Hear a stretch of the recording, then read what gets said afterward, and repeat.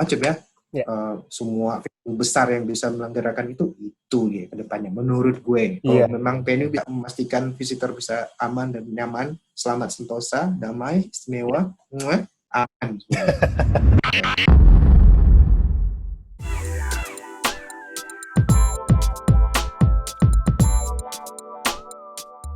Halo semua, kita ketemu lagi di PR Talk. Terima kasih selalu support podcast dan YouTube We Are PR. Kali ini kita akan membahas tentang tantangan dan strategi dari penggiat event ketika nanti pandemi berakhir dan bagaimana eventnya dapat dikunjungi kembali oleh visitor. Oke, nggak usah lama-lama lagi, kita mulai aja podcastnya bersama Adityo sebagai host dari We Are PR Agency.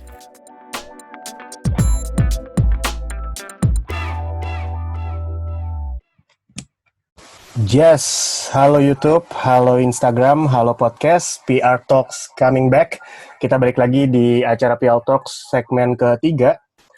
Saat ini kita sudah sampai di episode kelima. Di episode kelima ini kita lebih deep dive lagi tentang bagaimana para penggiat event mempersiapkan diri dan juga timnya untuk menyambut COVID yang sebentar lagi sudah mau berakhir dan bagaimana ke depannya strategi yang akan dilakukan, karena pastinya ada perubahan-perubahan terkait dengan consumer behavior dan juga perubahan strategi dari masing-masing event ataupun strategi bisnis yang mereka jalankan.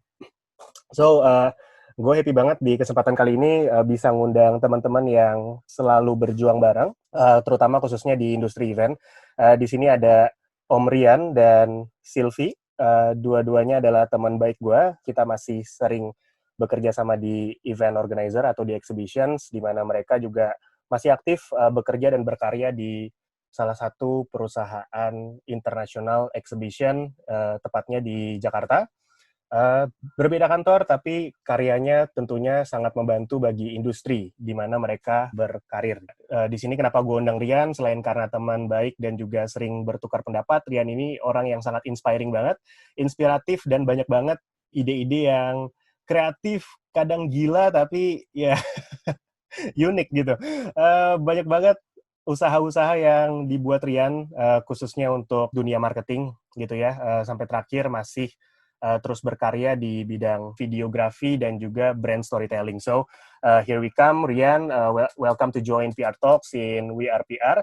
And then Sylvie, teman baik gue, dari awal berkarir di salah satu eventnya besar banget, event di industri konstruksi. Gue nggak sebutkan brandnya, mungkin nanti Sylvie kalau mau berkenalan, monggo silahkan disebutkan brand eventnya.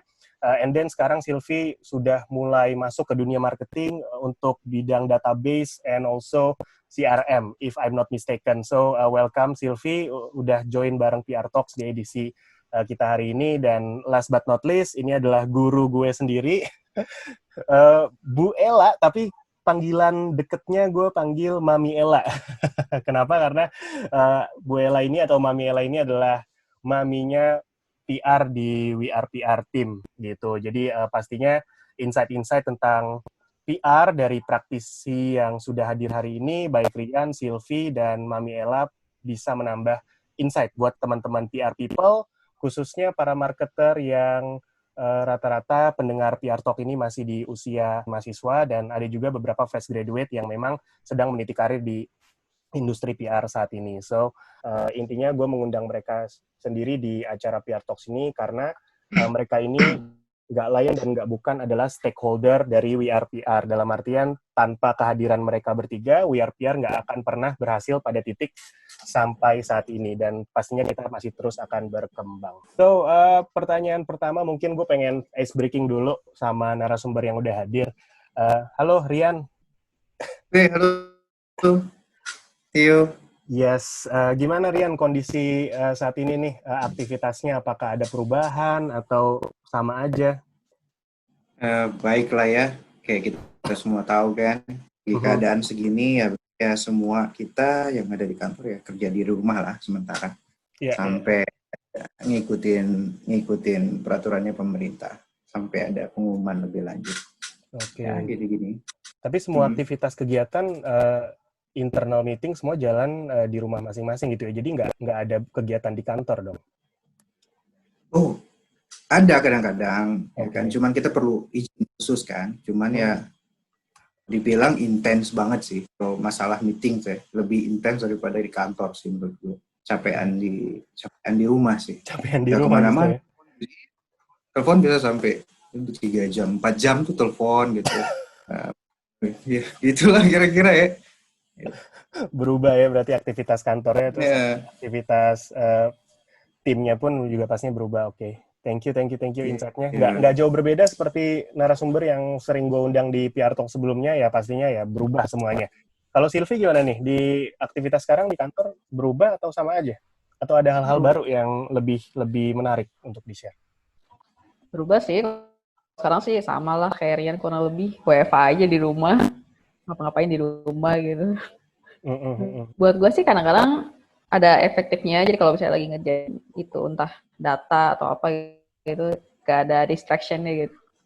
Iya, nggak ada distraction. Kalau di kantor kadang suka ketemu teman, ngerumpi gitu. Suka ada ngomong sama siapa dulu gitu. Iya. Tapi pada intinya suaranya enak. Iya. Intinya enakan back to office sih. Enakan back to office karena bisa interaksi, tapi WFH pun menurut gue sih memberikan suasana baru lah buat kita-kita yang sudah di atas 8 sampai 10 tahun bekerja, akhirnya dapat momen ini ya tentunya kayak semacam regenerasi energi ya. Jadi kita bisa dekat sama keluarga, dekat sama aktivitas rumah kita ya, pastinya moga-moga pas balik lagi kantor suasananya kita bisa lebih semangat. Kalau buat Mami Ella gimana nih? Kita sering ngobrol di media Zoom meeting. Kira-kira ada perubahan nggak di aktivitas sehari-hari? Enggak sih, sama aja. Oke. Kan kita juga lagi coba-coba masuk ke project kan ya. Jadi ya sekarang ya paling sibuk cari-cari konten buat project-project yang kita mau jalani. Gitu. Iya, benar-benar. Memang gitu aja sih. Kondisi WFH ini sangat berdampak sih buat teman-teman yang di industri hiburan atau industri media ya, seperti kita semua. Dalam artian exhibition pasti udah tutup semuanya tuh, udah nggak ada pameran lagi karena tempat-tempat untuk menyelenggarakan pameran udah total lockdown. Pasti semuanya geser, semuanya ngikutin aturan pemerintah. Terus setelah geser pun mungkin belum tentu teman-teman visitor atau eksibitornya udah bisa berani untuk ngumpul bareng lagi nih di satu exhibition karena kan ada banyak pertimbangan. Kita juga di industri PR, gue sendiri sama Mami Ella juga ada satu dampak yang mungkin udah terlihat banget sama teman-teman PR people gitu ya. Kita tahu kalau sekarang untuk press conference handling semuanya mostly berjalan secara virtual. Berjalan secara virtual berarti nggak ada pertemuan secara khusus, invitation pun dilakukan secara virtual. Jadi memang perubahannya drastis sekali. Nah, kalau misalkan langsung aja masuk ke topik kita hari ini. Jadi kenapa kita akan bahas topik hari ini? Karena ini menarik banget untuk dibahas sebab kita kan kemarin 2-3 bulan ke belakang udah terus-terusan dipaksa untuk WFH lah ya. Mau nggak mau kita harus bekerja dari rumah. Jauh dari interaksi dengan teman sekantor, bahkan dengan calon partner-partner di bisnis masing-masing, di exhibition masing-masing. Dan pastinya selama 2-3 bulan ini kita diam di rumah, ada disruption, satu tren baru atau satu behavior yang baru, sehingga kayak mau nggak mau kita harus menggunakan fitur-fitur seperti Zoom meeting atau mengurangi interaksi-interaksi sosial dan lain sebagainya. Jadi ada sebuah tren disruption atau behavior disruption yang mau nggak mau kita harus jalanin, dan kemungkinan besar setelah ini semua balik seperti biasanya, apakah ada nanti perubahan-perubahan terkait dengan visitorship. Jadi kita fokus ke topik kita hari ini, how to bring them back again. Yang dimaksudkan oleh how to bring them back again adalah visitornya. Bagaimana nih kita membawa visitor itu kembali ke event-event yang kita selenggarakan, walaupun ada perubahan-perubahan behavior yang mungkin akan mempengaruhi aktivitas mereka saat kembali lagi ke kehidupan normal. Nah, kita tahu nih, di beberapa berita juga sudah ada informasi kalau dalam waktu dekat, di bulan Juni, bisnis akan berjalan seperti biasa. Mungkin secara bertahap ini akan dibuka gitu ya, dan dalam waktu dekat, dunia hiburan atau industri exhibition ini juga akan berjalan normal.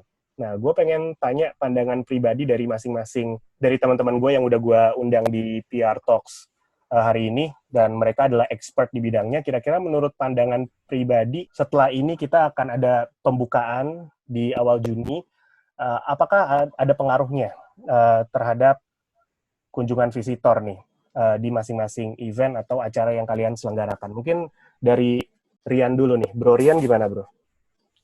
Oh, oke. Kayak tadi kita kan ngomongin kalau pembukaannya bulan Juli tadi ya. Bulan Juli, perubahan yang terjadi, ya pasti ada perubahan. Tapi secara pribadi setelah kita lihat berbagai kebijakan yang sudah dibikin ya, kayaknya itu memang bulan Juli itu masih belum mungkin sih untuk kita bikin bisnis kayak event atau gathering ya.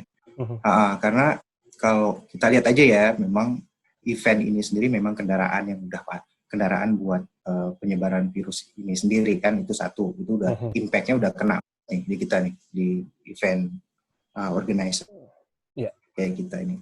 Terus lebih parahnya kalau kalian tahu pasti udah tahu ya, kita nggak usah ngomong event-event kecil deh, event-event besar aja kayak Microsoft misalnya, mereka itu udah nentuin dan udah cancel semua all live event mereka until July 2021. Jadi sampai tahun depan bulan Juli itu mereka bakal nggak ada lagi yang namanya gathering atau online events atau apapun. Terus itu pun diikuti sama Facebook kok, kalian bisa lihat ya Facebook itu sampai bulan Juli itu 2021. Nah itu kebayangan gedenya seperti apa gitu. Jadi kalau kita ngomong kita bakal buka event lagi bulan Juli nih ya. Ini gue bakal liatin sebentar nih. Gue bakal liatin kalau nih di background tuh kelihatan nggak? Siap. Kelihatan Pak. Oh ya. Oke, itu gue juga baca. Nah, ini chart, ya kan? Ini chart ya. Ini chart source-nya itu dari Event Blog Manager nih, salah satu media terbesar buat event ya. Wow, dan ini memang studi kasusnya diambil dari Amerika karena mereka udah netapin kayak langkah-langkah apa yang harus dilakuin setelah pembukaan back to office lah, back to gitu ya kan.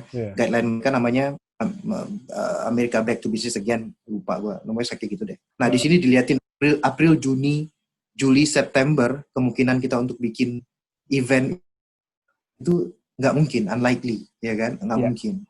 Oktober, Desember juga masih nggak mungkin juga gitu, somewhat likely. Sampai Januari, Maret juga masih somewhat likely. Dengan resiko untuk mengadakan April sampai Juni itu resikonya tinggi banget untuk kita ngadain event. Ya itu guideline-nya mereka ya. Ini berdasarkan chart-nya mereka. Terus untuk Juli dan September itu tinggi sekali, moderate, baru bulan Oktober, Desember aja masih moderate. Jadi intinya kalau kita ngomongin kita bakal ngebuka lagi, itu kita mau ngomongin kita mau buka bulan Juli untuk event. Sedangkan kita tahu beberapa hari kemarin aja spike up itu kurva corona kita sampai yang paling tinggi beberapa bulan ini, sampai berapa hari kemarin 700-an. Ya naik kan? lagi ya. Iya, jadi kalau kita tanya seperti itu lagi, ya kita harus beradaptasi. Pertanyaan jadi, what are the conditions for event to happen? Seperti apa kita mengadakan ini dengan keadaan seperti ini gitu kan? Terus tipe event seperti apa gitu kan? Dan ya seperti Pak Tio tanya tadi, event ya bakal terlihat seperti apa gitu ya kan? Kalau ya itu, jadi kalau gue bahas sampai habis nih panjang sih, nggak apa-apa nih. Boleh. Lu kan expert, Pak. Panjang nih. Pengen denger. Iya, panjang banget. Pengen denger gitu. Masalahnya kalau dibahas event akan seperti apa itu panjang banget nih ya. Ini berdasarkan dari yang informasi yang kita terima dari komunitas, dari media dan segala macam, ya kan.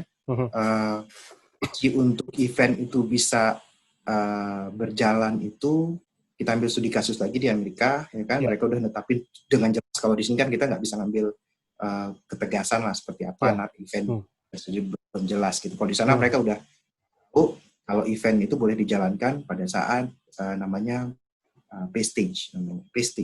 Pay stage itu kalau di Indonesia itu ibaratnya PSBB coy. PSBB. Pada saat kurva penderita udah menurun, terus rumah sakit udah bisa bernapas lega, itu mereka tuh udah pay stage namanya di sana, gitu kan. Dan itu belum sampai tahun depan, belum, ya kan. Dan pay stage ini biasanya sesudah initial lockdown. Nah, gilanya kita di sini aneh paling keren di Indonesia, bro. Kita belum initial lockdown, ya kan. Tapi kita udah pay stage, man. Udah PSBB kita. Iya kan? Orang mulai dari lockdown Oh ya, kita mulainya dari PStage dulu. Hebat.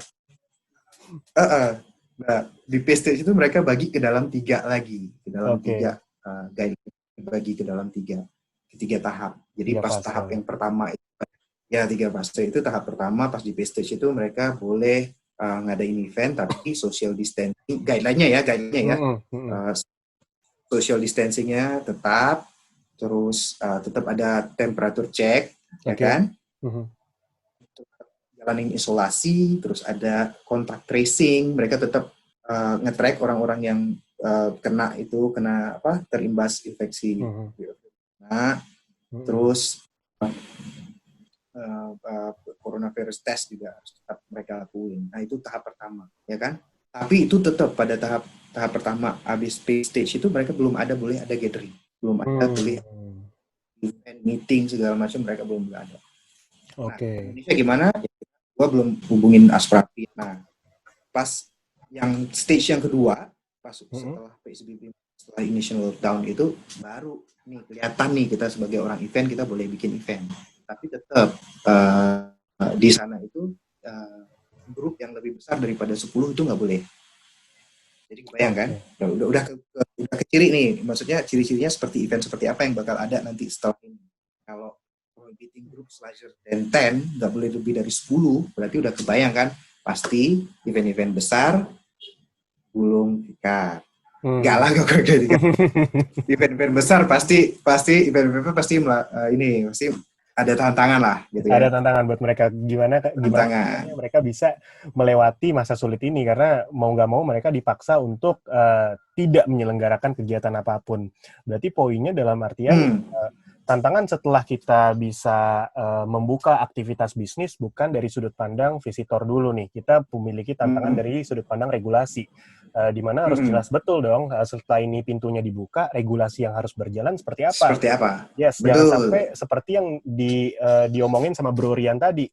Kalau event ini, mohon maaf nih, terlepas dari kita mengecilkan atau menyudutkan dunia exhibition, tapi dunia exhibition adalah senjata utama pada saat penyebaran COVID-19 atau penyebaran virus apapun gitu ya, yang mudah tersebar. Sehingga kalau misalkan harus diakuin.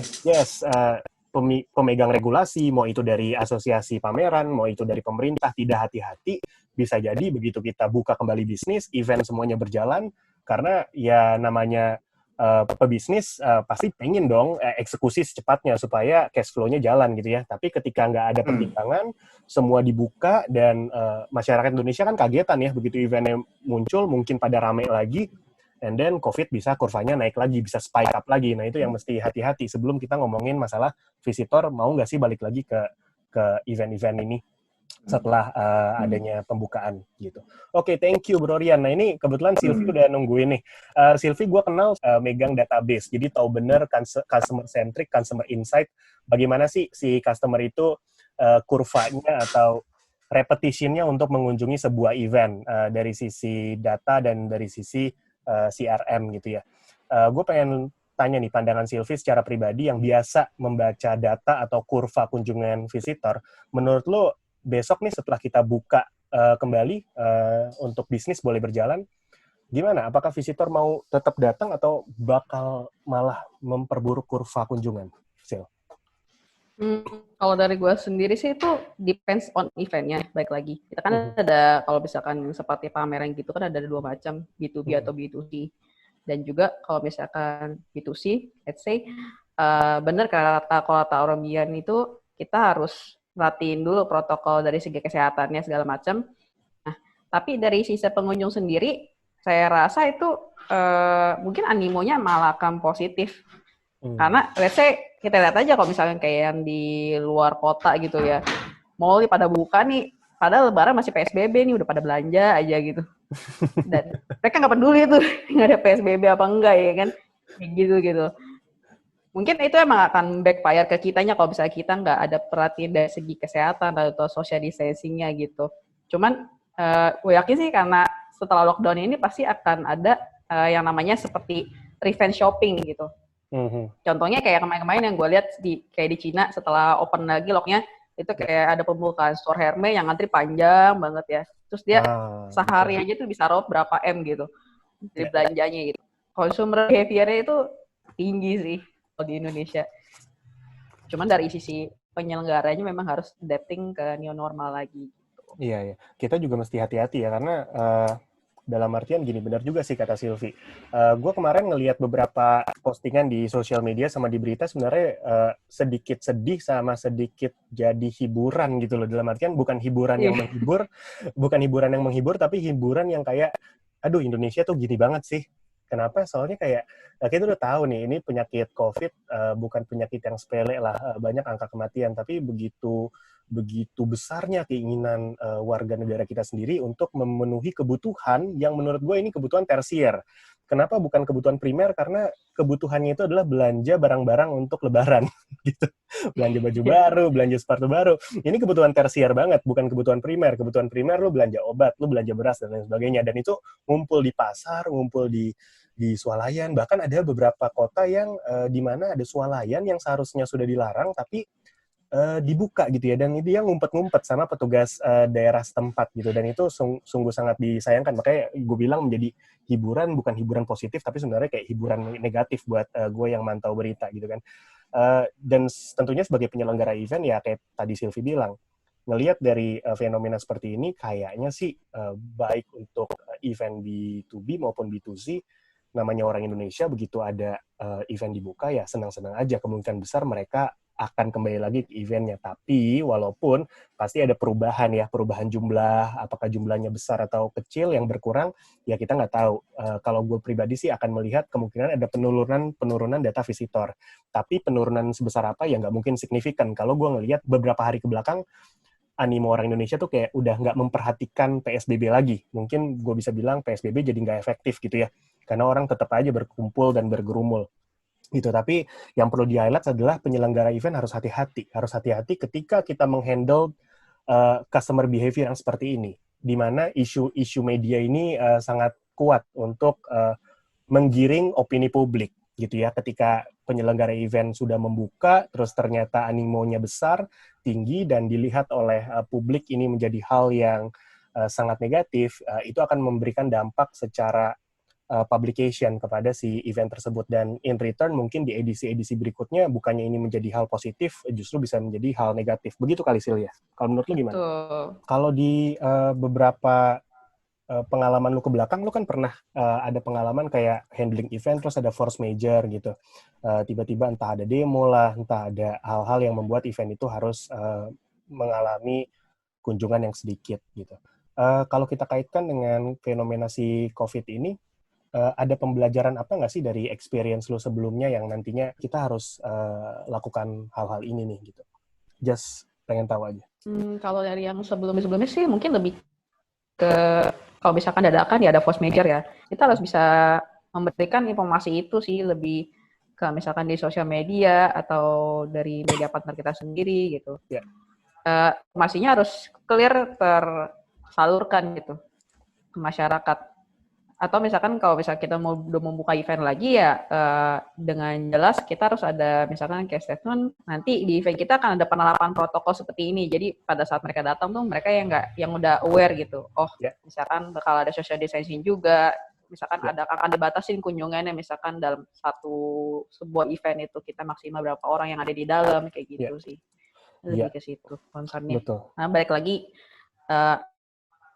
yang dipertaruhkan juga dari nama penyelenggaranya seperti itu. Balik lagi ke reputasi. Bagaimanapun ketika konsumer ini pengen hadir atau visitor setianya pengen hadir, kalau tidak ada informasi yang jelas yang disampaikan oleh penyelenggara dan akan terjadi chaos pada saat acara, ya pastinya reputasi event yang akan dipertaruhkan gitu ya. Nah, ini ada tambahan sedikit dari Pak Rian sebelum kita pindah ke Mami Ella nih dari pandangan PR praktisi.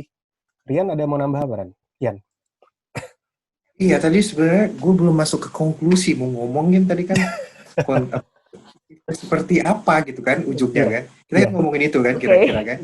Bring them back, bring the visitor back gitu dengan cara apa kan gitu kan ya. Setelah kita lihat regulasi yang kita ambil mungkin bakal diadopsi ke Indonesia seperti tadi, setelah fase yang ketiga tadi. Nah, yang fase ketiga tadi kan boleh lebih dari 50 orang nih ceritanya ya. Terus tetap ada social distancing, tetap ada penerbangan boleh, perjalanan bisnis boleh, asal yang penting gitu ya. Kebayangkan kalau kita harus datengin satu event yang cuma 2 hari, kita harus karantina 14 hari pas nyampe segala macam, not worth it at all, harus segala macam ya kan. Nah, jadi kedepannya itu nih konklusinya ya, event yang berhasil itu nih ya, buat yang denger ini adik-adik mungkin ya, event yang berhasil itu adalah EO nih, event organizer yang bekerja sama dengan venue, EO yang bekerja sama dengan venue untuk bikin regulasi baru tentang new normal ini.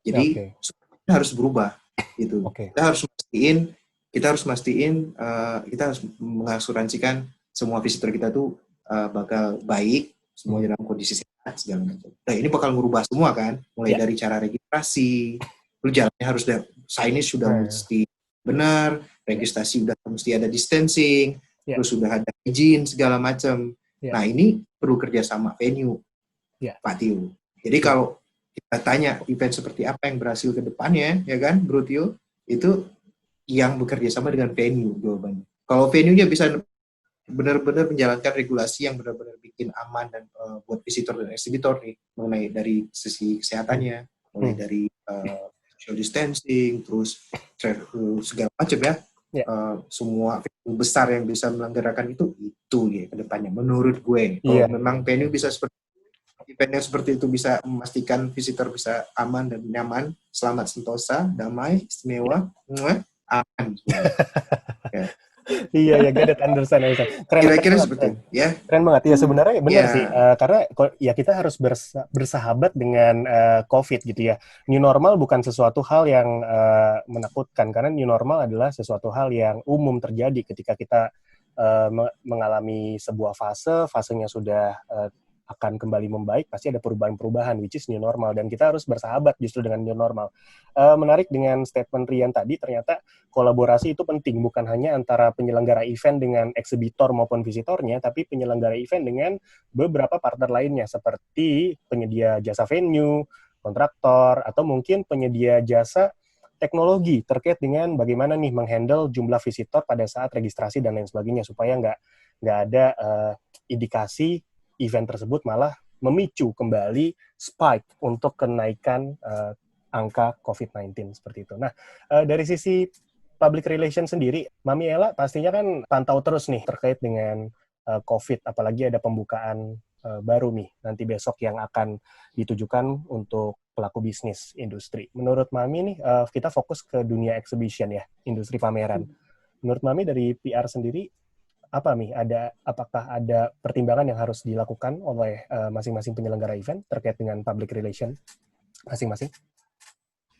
Sebenarnya sih kalau untuk penyelenggara ya, maksudnya dari si public relation memang di sini penyelenggara harus benar-benar clear untuk memberikan informasi kepada calon pengunjung. Kalau menurut saya yang kelihatan gitu ya, maksudnya dia punya alur pengunjungnya bagus gitu ya, karena selain protokolnya memang jelas, mereka juga jumlah yang masuk ke dalam area tersebut memang dibatasi gitu ya, seperti yang Bro Rian sama Sylvie sampaikan tadi gitu loh. Memang, nah dari public relation sendiri, dari segi public relation sendiri adalah memang kita harus saling bekerja sama antara exhibition organizer dengan PR untuk memberikan edukasi kepada para calon pengunjung supaya mereka nggak terkaget-kaget saat mereka datang ke pameran kita gitu ya, mendapatkan satu protokol ataupun karena kan pameran sendiri ada yang B2B, B2C. Mungkin kalau B2B itu agak lebih mudah karena memang mereka ada sistem registrasi atau apa. Tapi kalau mulai B2C itu akan ada istilahnya mass visitor yang datangnya secara bersamaan gitu loh.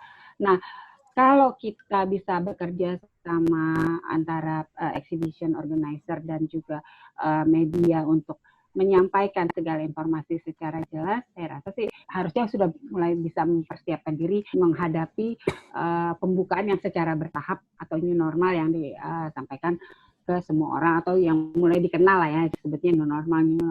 Iya, betul. Lagi ngetren banget tuh bahasa new normal. Kalau menurut Mami Ella, new normal ini sebuah hal yang memang harusnya ada, atau sebenarnya new normal tuh hal tabu sih? Apakah sebenarnya nggak ada new normal, kita biasa-biasa aja tuh jalan? Menurut pandangan pribadi gimana, Mi?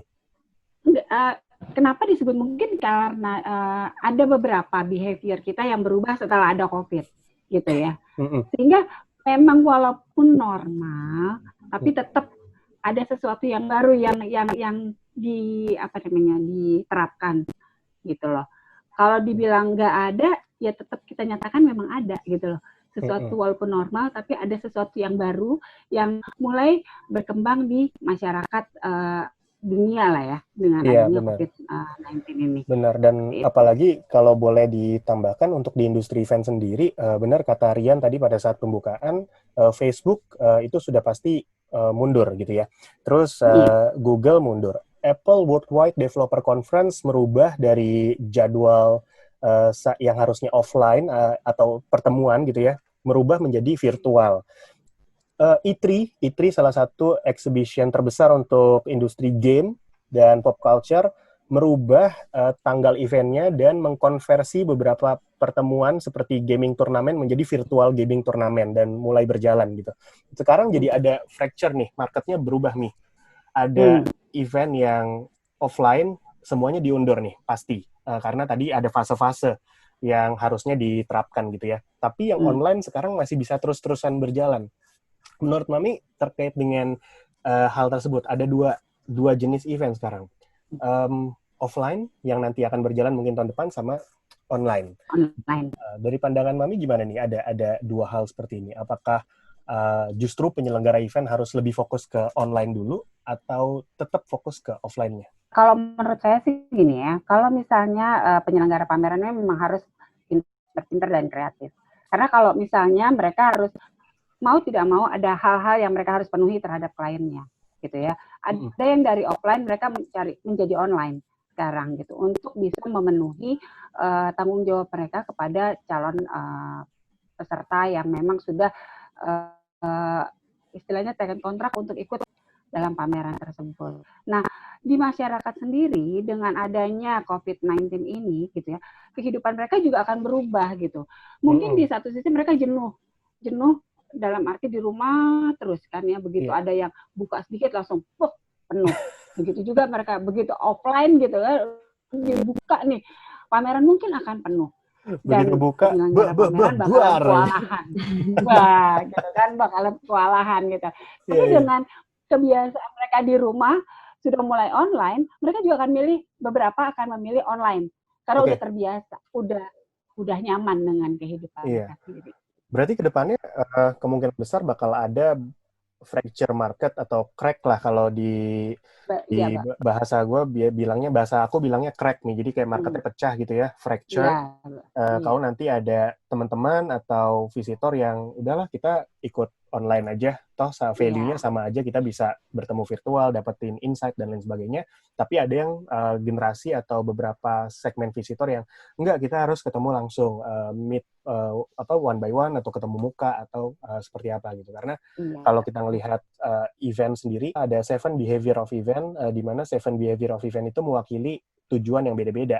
Ada yang tujuannya untuk bertemu klien, ada tujuannya untuk jaring network, ada tujuannya untuk merefresh ilmu atau informasi terbaru, tujuan edukasi, dan lain sebagainya. Jadi ada 7 behavior yang secara spesifik membedakan segmentasi orang-orang atau visitor yang ingin berkunjung ke salah satu event tersebut, apapun industrinya. Yang menjadi poin di sini adalah setelah ini ya pastinya ada new normal, suka atau tidak suka, market akan fracture, visitor akan fracture. Ada visitor yang lebih concern untuk kita harus datang dan kita harus ketemu. Kemungkinan besar ada juga beberapa visitor yang sepertinya untuk hal-hal yang bisa kita lakukan secara online akan fokus join secara online. Nah, menanggapi hal ini, yang gue tahu kan di dunia event, apalagi sebagai marketing communication atau PR dari salah satu event atau sebuah event, visitor itu menjadi indikator kalau event kalian tuh sukses atau kegiatan marketing kalian sukses. Nah, bagaimana lu melihat adanya fenomena event online sama event offline? Apakah itu bisa menjadi salah satu indikator kesuksesan khususnya si online itu? Karena kan mereka nggak ketemu di event kalian. Mungkin dari Bro Rian dulu, Bro. Oke, Bro Tio. Kalau dibilang tentang masalah apa tadi event online dengan onsite event ya. benar kata Mas Tio bilang tadi, kalau kunci kesuksesan, ukuran kesuksesan, skill of measurement of suksesnya itu adalah visitor. Mungkin benar untuk yang B2C, atau mungkin kalau dari sisi exhibitor, mereka ngukur keberhasilannya dengan business lead yang mereka bisa dapat, atau on-site deals yang bisa mereka dapat di situ. Jadi relatif ya, kalau memang gede, kita ambil misalnya contohnya toys and games gitu kan. Mereka punya banyak visitor, tapi bisnis mereka itu kan yang kita tahu ya, kita sama-sama ngerjain itu kan. Jadi sama-sama nggak terlalu nggak terlalu signifikan gitu. Jadi untuk kunci kesuksesan ya tergantung dari pandangan siapa dulu. Kalau aku bisa bilang, saya bisa bilang gitu ya. Terus kalau online sama on-site event itu, sepanjang pengalaman sih, semuanya ya. Ini karena saya tahu sebuah perusahaan event besar multinasional, ya kan? Namanya mungkin boleh disebutin nggak sih itu? Enggak ya? Boleh. Kalau saya sebutin kali ya. Nanti orang salah persepsi kalau disebutin namanya. Siap. Sebutin aja sebuah perusahaan event organizer besar ya, terbesar nomor 1 di dunia. Terus mereka itu cepet banget reaksinya. Jadi begitu bulan Desember, begitu awal mulai isu-isu corona gitu, mereka udah bikin namanya langsung mereka bikin dalam waktu 3 bulan, mereka langsung bikin namanya digital showroom. Memang baru tahap beta ya. Digital showroom ini seperti event tapi online, semuanya dibikin online. Jadi di dalam situ mereka bikin semuanya all in. Memang fasenya bertahap ya. Pertama kayak directory book gitu. Terus meningkat, bisa face to face meeting, bisa langsung transaksi segala macam, bisa di dalam satu. Namanya nggak usah saya sebut, nanti sponsor harus ini dulu, harus Jadi mereka ngelakuin strategi digital seperti itu, dan kedepannya mereka bikin itu menjadi suatu bisnis unit yang beda. Jadi on-site mereka bakal, gue ngasih tahu ini enggak ya. Jadi on-site nanti mereka bakal ada sebagai revenue maker-nya, terus mereka di digital online. Mereka juga. It's okay, nggak apa-apa karena. Dan itu revenue maker-nya itu beda. Revenue maker beda karena value yang dihadirkan pun beda-beda gitu ya. It's okay untuk membuka hal ini, karena sebenarnya kemarin pun gue ada ngobrol dengan teman di Gotix, salah satu tim under Gojek gitu ya. Gotix pun melirik hal yang sama. Saat ini kalau teman-teman cukup aktif untuk ngelihat Gotix kan awalnya untuk membantu kita beli tiket nonton gitu ya, atau beberapa voucher dan lain sebagainya. Tapi sekarang Gotix membuat satu directory khusus untuk seperti tadi, ada digital showroom untuk event-event online. Dan bisa dibilang sebenarnya benar, nggak harus diumpetin juga, karena sebagai marketing, apalagi marketing yang fokus di dunia exhibition, harus pandai melihat peluang kalau nantinya akan ada persaingan di industri exhibition yang tidak hanya terfokus di on-site event, tapi juga di online event gitu. Dan bagaimana seorang marketer dalam perusahaan exhibition bisa melihat peluang dari dua hal ini dan menghadirkan value yang berbeda. Tentunya value untuk onsite dan value untuk online itu totally different. Nah, ini menarik untuk dibahas lagi. Gue pengen tanya beberapa pertanyaan sebelum kita tutup sesi pertama ke Silvi. Sil, online event kan sekarang banyak banget nih. Itu noise banget. Gue kalau lihat di Instagram, kayak sekarang aja waktu kita lagi live saat ini di jam 3 sore, ada beberapa penyelenggara yang melakukan kegiatan live juga. Dan itu jumlahnya nggak sedikit, banyak. Terus makin banyak platform-platform yang menyediakan scheduling atau digital showroom untuk online event. Kalau dulu kita tahu Eventbrite, sekarang udah banyak gitu ya. Ada Gotix, beberapa vendor lain pun sudah muncul gitu ya. Menurut lo bagaimana sih sekarang terkait dengan online event? Apakah jumlah kunjungan online event itu justru lebih baik daripada lu bikin onsite event, khususnya ke seminar ya? Karena mostly online event tuh lebih ke seminar gitu. Lo kan ada pegang data nih, atau lo ada ngelihat data? Gimana? Kalau menurut gue sih, ya namanya kayak webinar gitu, atau sesi-sesi seminar online itu, ini bukan masalah new normal lagi, tapi itu emang udah akan menjadi kayak visi kedepannya dari orang-orang di dunia digital. Gitu, emang untuk mempermudah kita tentunya gitu loh. Cuma kalau misalkan visi ke on-site event-nya mungkin lebih ke kita harus bisa berusaha untuk mengcombine keduanya gitu loh. Jadi untuk membantu on-site event itu sendiri, kita harus fokus ke one-on-one digital individual experience-nya yang kita kasih gitu loh. Jadi kayak misalkan registrasi online atau misalkan badges atau tiketnya bisa di-print di rumah gitu loh. Terus kalau misalkan untuk sesi seminar sendiri, mungkin kita bikinnya bukan yang satu one way seminar gitu. Kalau misalkan untuk onsite, nah bisa kita lebih bikin yang interactive session, misalkan ada forum discussion juga, atau misalkan workshop, itu outcome-nya akan beda dengan hanya yang kita webinar di Zoom, yang orang cuma bisa nanya via chat, atau cuma bisa nanya via audio aja gitu. Experience-nya feel-nya beda sih. Jadi yang kita jual itu, kalau di onsite itu udah pasti experience-nya gitu. Balik lagi ke 7 of consumer behavior ke visitor event, kalau 7 behavior tersebut pastinya memiliki keinginan yang berbeda-beda atau ingin receive value yang berbeda-beda. Ya pastinya sebagai seorang marketer atau penyelenggara event mesti memahami betul kategori mana yang bisa ditawarkan atau disuguhkan value untuk online event, kategori mana yang bisa di-extend value-nya dari online ke offline gitu ya. Ini satu hal yang menarik yang gue kutip dari Sylvie. Justru offline dan online event ini bukan hal yang berseberangan, tapi offline dan online event ini adalah sebuah hal yang bersinergi. Jadi bagaimana untuk memperluas atau memberikan experience lebih kepada visitor, khususnya untuk visitor yang sudah sangat erat hubungannya dengan brand event tertentu, untuk bisa extend value tidak hanya di offline, tapi juga di online. Bagaimana nantinya si online event bisa membantu driving customers untuk kegiatan yang akan berlangsung secara offline. So that's a good statement dari Sylvie. Thank you untuk insight-nya. Untuk teman-teman dari beberapa kampus yang hadir di sesi hari ini, so PR people yang sudah hadir di PL Talks, untuk sesi pertama kita sudah selesai dulu. Kita akan istirahatkan beberapa menit. Nanti kita akan join live lagi di Instagram, so stay tune.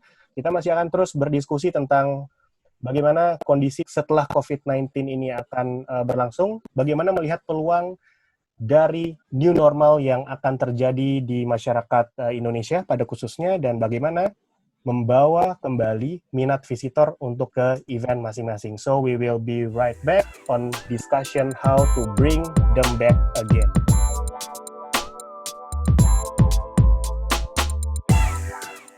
Terima kasih teman-teman yang selalu support kita dari Kita Mahasiswa ID, Event Kampus.com, dan Himsikom UPH.